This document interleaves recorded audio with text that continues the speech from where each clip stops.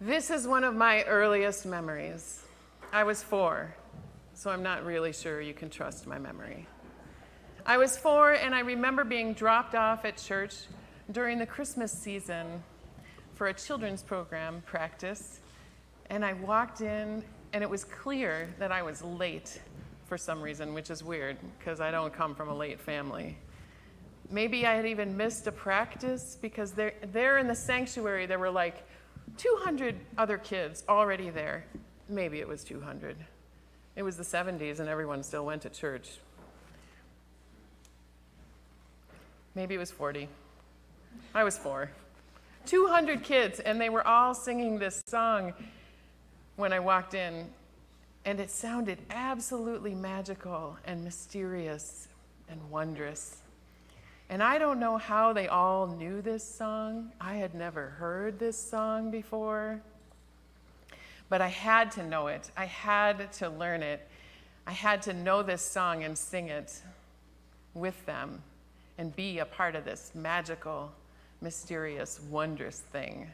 This song that talks about a night wind whispering to a little lamb. Said the night wind to the little lamb, do you see what I see? And what they saw was a star with a tail as big as a kite.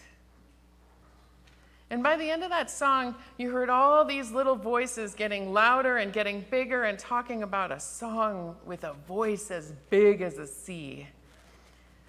Now, I'm a pastor these days, so one of the things I think about when I hear that song is that it's not how the story goes.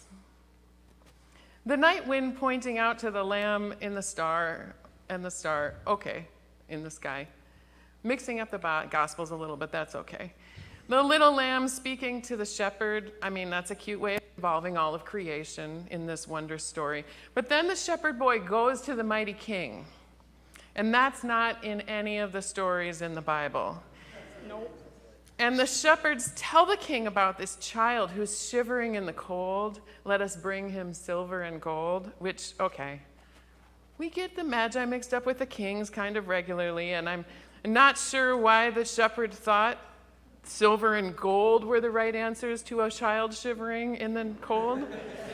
A blanket would have been much more economical and cost-effective and solved the problem far faster than silver and gold would. But then we get to the next verse, where there's this king who tells everyone about it and talks about the child sleeping in the night who will bring us goodness and light. If only that's what the kings of this world said. That's not exactly how the story goes.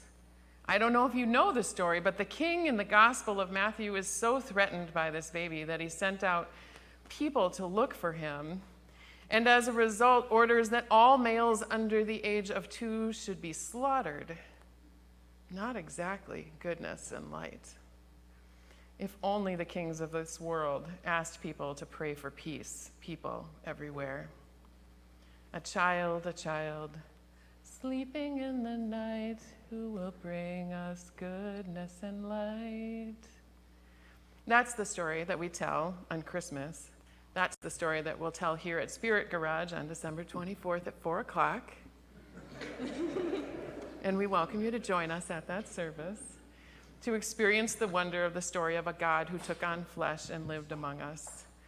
We'll tell the story of a child who will bring us goodness and light. Now you're going to hear this song, Do You Hear What I Hear?